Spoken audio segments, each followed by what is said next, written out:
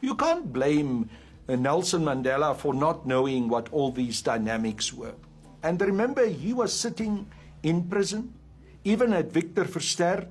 The ANC leadership in exile couldn't yet enter the country, engage with him. The people who were able and allowed, and I think deliberately allowed to do so, by the apartheid regime to go and talk to him there at the house at Victor Verster prison, where he was kept for the last part of his imprisonment, were exactly these guys from the cabal.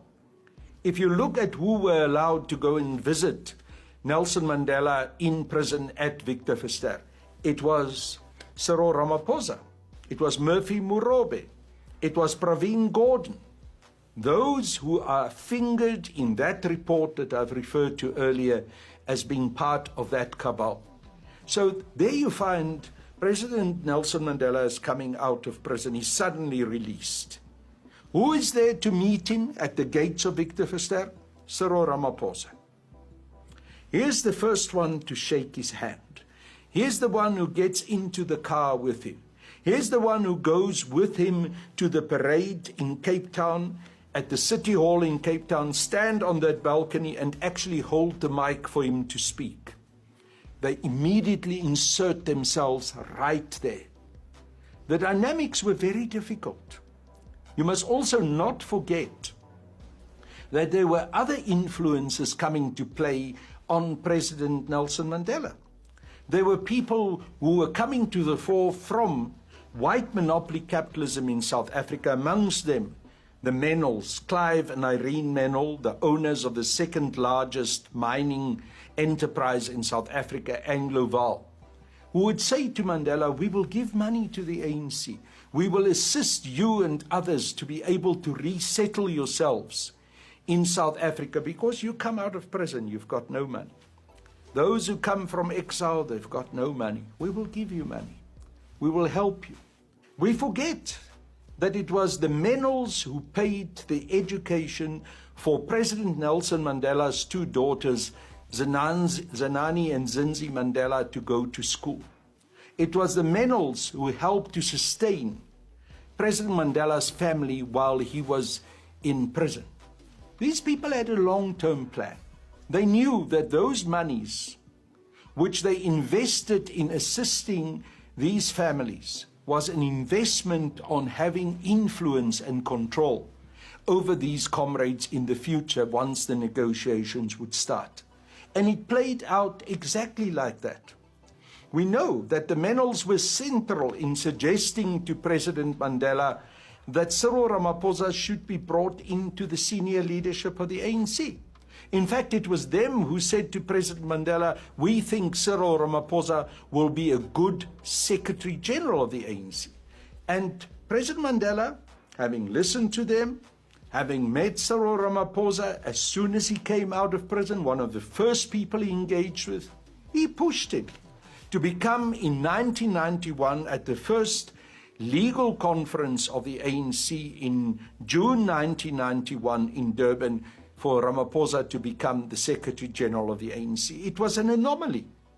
Ramaphosa was a Johnny-come-lately.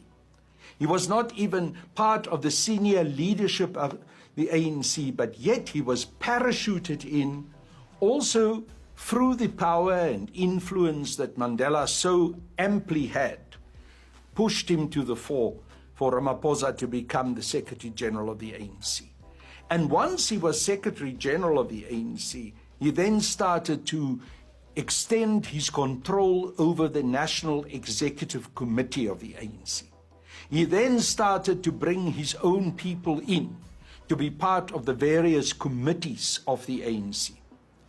Remember, the negotiations started with Thabo Mbeki as being the chief negotiator, and Jacob Zuma being the head of intelligence.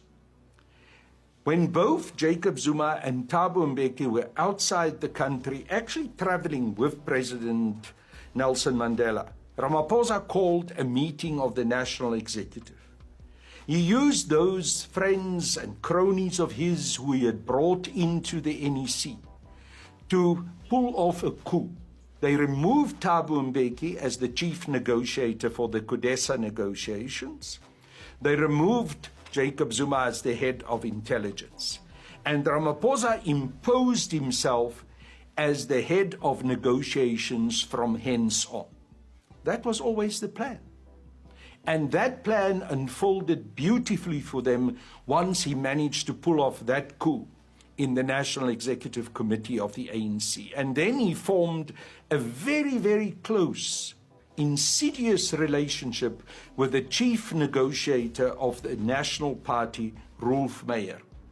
And between the two of them, they made the secret deals, they made the arrangements behind the scenes, and then they came and presented those deals, those arrangements in the public domain of CODESA. They manipulated the situation, and eventually we ended up with this deeply flawed constitution that we have today, with a negotiating process that granted the sunset clauses, which meant that the white apartheid apparatchiks, those who were part of the government of the old apartheid regime, had their jobs secured. That is what the sunset clauses meant.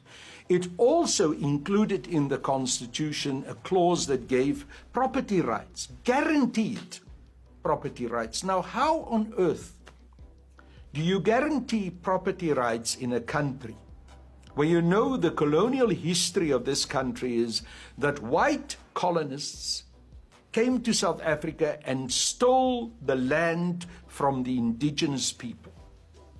But you go and introduce a property rights clause in the Constitution that now cements, secures those stolen properties as a right for those white colonists. And that is the kind of sellout project that I keep on talking about. And interestingly enough, today, after all these years, that the relationship between Cyril Ramaphosa and Rolf Meyer still continues. And Rolf Meyer today has been appointed by Cyril Ramaphosa as one of his special advisors to the President of South Africa. Can you imagine someone who was an apartheid agent, who at one stage was the Minister of Defense under the apartheid regime, was part of the apartheid regime's State Security Council that took decisions to attack the ANC in the neighboring countries in Southern Africa, who was part of those decisions to fight the wars in Angola, to fight the ANC in Lusaka and attack the ANC in Lusaka, in Lesotho and in Botswana. That same man, that same apartheid apparatchik who was part of the crime against humanity, has been made by this president, Cyril Ramaphosa, his special advisor. It cannot get worse than that. Okay.